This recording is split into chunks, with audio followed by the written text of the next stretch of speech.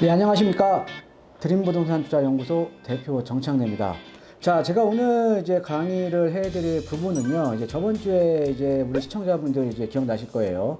이 서울시의 주택 재개발 사업에 대한 부분 중에 여러 이제 많은 부분이 이제 바뀔 예정에 있습니다. 그래서 어떻게 바뀌는지에 대해서 제가 이제 강의를 해드렸는데, 사실 그에 대한 문의가 보니까는 그에 대한 문의가 지금 상당히 지금 많아졌어요. 예, 그래서 일단은 제가 오늘 또 이 강의 내용이요. 저번 주에 이제 그 주택 재개발 사업에 대한 내용을 이제 제가 이제 강의를 해 드렸는데 그에 대한 어떻게 보면 이제 보충 설명을 이제 드리는 좀 이제 시간을 좀 갖도록 하겠습니다.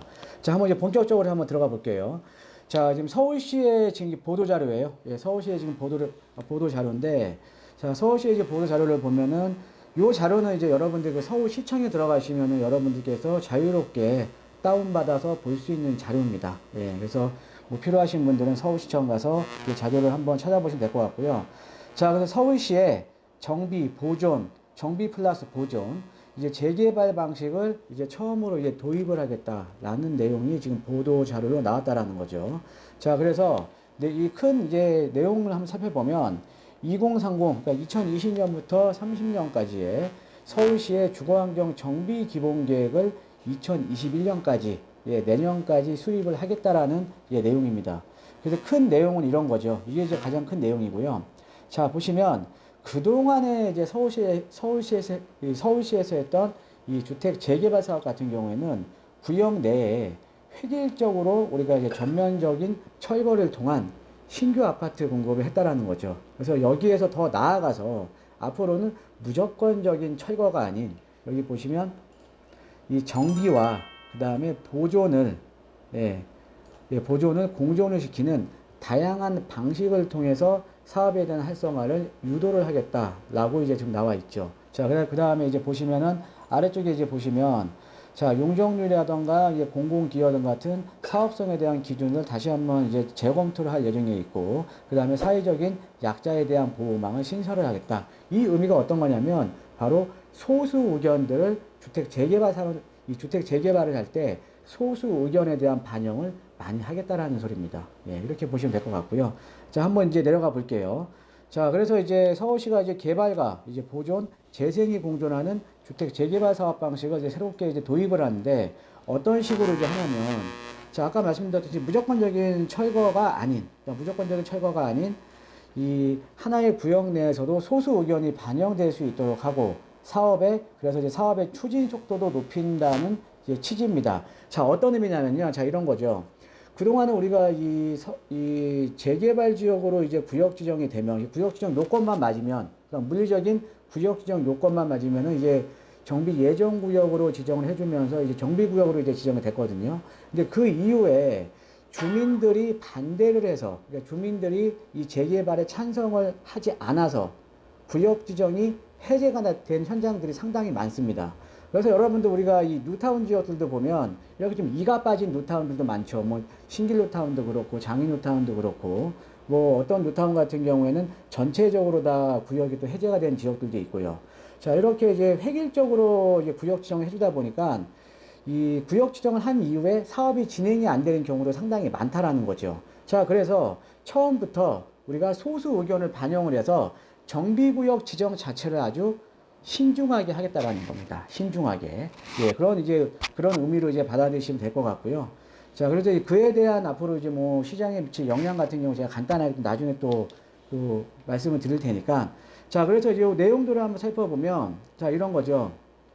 자, 지금 이제 이런 내용이 들어가 있어요. 이것도 한번 좀 알아두시면 좋을 것 같은데, 여러분들 그 2030 서울시 이제 그 도시기본계획 많이 들어보셨죠? 예, 도시기본계획 많이 들어봤을 텐데, 요 내용을 살펴보면, 서울의 그 최상위 법정 도시계획이 지금 2030 도시기본계획이잖아요. 그리고 그 아래쪽에 각 자치구별로 또 그 2030 생활권 계획이 있고요. 그래서 지금 이제 이번에 2030 이 주거환경 정비계획까지 해서 이걸 맞춰 놓으면 각 도시계획 간에 그동안 좀 불합치됐던 그 내용들이 어떻게 보면은 좀 정합성이 좀 확보가 된다라는 거죠. 그래서 2030 서울시 도시기본계획, 2030 이 서울 생활권 계획, 그 다음에 2030 주거환경 정비 계획까지 해서 각 도시 계획 간의 정확성을 좀 확보를 한다라는 또 취지도 또 들어가 있습니다. 자, 그럼 어떻게 이 주택 재개발 사업이 이제 바뀌냐 한번 보면요. 자, 이렇게 보면 되죠. 자, 여기를 이제 보시면요.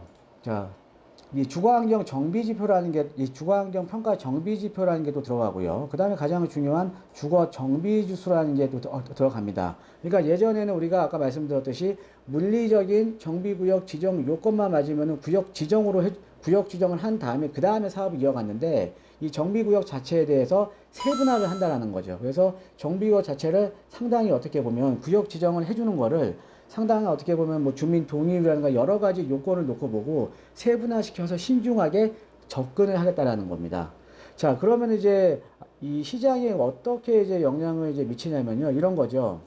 자, 우리가 그동안은 서울시에서 주택 재개발 사업으로 구역 지정이 된 이후에 사업이 진행이 안 되는 지역도 상당히 많았죠. 그렇죠? 그런데 이번에 이런 내용들이 좀 바뀌게 되면 자, 정비구역 지정까지는 어느 정도 시간이 걸릴지라도 정비구역 지정 이후에는 상당히 빨리 사업이 진행이 될 가능성이 상당히 높습니다. 이해되십니까? 그러니까 어떤 거냐면 그동안은 정비구역 지정해주고 니네가 한번 해봐 이런 식으로 했다 그러면 그 전에 주민들의 동의까지 다 묻기 때문에 정비구역 지정이 되면 사업 속도도 빨라지고요. 사업이 진행이 될 가능성이 과거보다는 상당히 높아진다라는 거죠. 자, 이게 장점입니다. 자, 반면에 우리가 이제 이 명이 있으면 또 암이 있잖아요. 그죠? 예. 이거는 이제 이 단점으로는 이렇게 되면은 어떻게 보면 정비구역 지정을 해줄 때 예전같이 그 대규모의 주거벨트는 만들어지기가 좀 어렵겠죠. 그럼 어떤 의미냐면 예전에는 정비구역 지정을 해준 다음에 그 다음에 이제 개발을 해줬는데 지금 같은 경우에 만약에 그 대상지 내에 정비구역 예정 대상지 내에 어떤 하나의 섹터에 있는 분들이 반대를 하게 되면 그 지역을 아예 빼고 가겠다라는 겁니다. 그 지역을. 자, 그러면 어때요? 그럼 당연히 이 정비구역으로 지정되는 면적 자체가 상당히 좀 줄어들 가능성이 다분히 높죠. 그렇죠? 예, 다분히 높은 겁니다. 자, 그럼 당연히 정비구역이 과거에 비해서는 면적 자체가 상당히 작아질 수밖에 없다라는 거죠.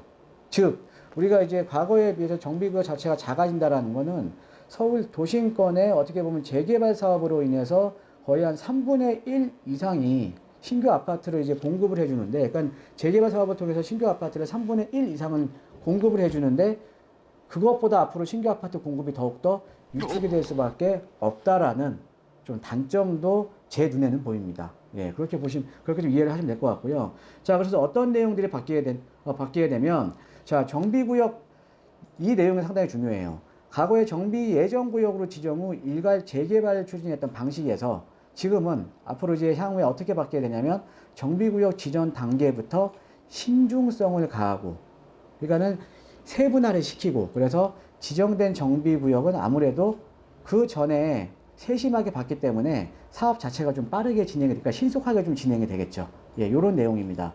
자, 그러면은 여기 보시면은, 자, 정비구역 대상지 선정 기준은 똑같아요.